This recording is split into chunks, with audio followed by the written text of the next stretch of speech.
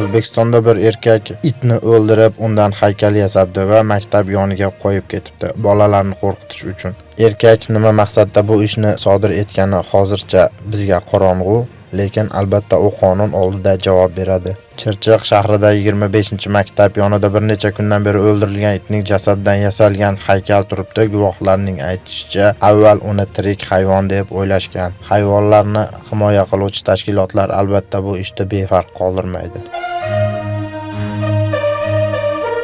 UFC chempioni Hamzat Chimayev kecha Chechenistonda dahshatli avariyaga uchrab vafot etganligi haqida xabarlar tarqaldi. Oradan 1-2 soat vaqt o'tib, Hamzat Chimayevda barchasi yaxshi ekanligi haqida xabarlar tarqaldi va bu xabar asossiz ekanligi tasdiqlandi. UFC'ning amaldagi yulduzi Hamzat Chimayevning yolg'on o'lim xabari butun internetga tarqalib ketgandan so'ng, UFC tashkiloti Hamzat bilan aloqaga chiqishga uringan va ular aloqaga chiqqan. Barchasi Hamzatda yaxshi ekanligini, hattoki u uyidan ko'chaga chiqmaganligi haqida ma'lumot bergan. Sportchi Chechenistonda tug'ilgan va hozirda Birlashgan Arab Amirliklari fuqaroligini olgan. Sportchi ayni vaqtda Dubay shahrida istiqomat qiladi va UFC janglarida ishtirok etib kelmoqda. Hamzatni kelasi janglarida omad tilab qolamiz. Sportchiga sog'lik, salomatlik tilaymiz.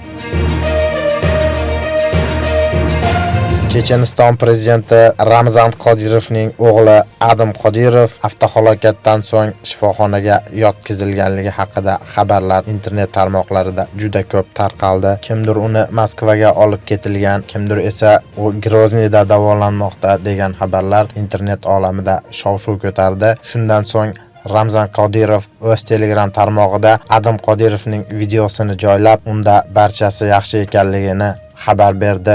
Videoda Adam Qodirov Checheniston xavfsizlik kuchlari bilan bir stol atrofida o'tirganini ko'rishingiz mumkin. Kichik Qodirovda hozir hammasi yaxshi ekanligi aytilmoqda. Adam Qodirov Checheniston rahbari Ramzan Qodirovning davomchisi sifatida ko'riladi. Rossiyada Adam Qodirov juda ko'p mukofotlar bilan taqdirlangan. Shuning bilan birgalikda uning avariyaga uchragani internet tarmoqlarida juda ham mashhur bo'lib, tez tarqab ketgan.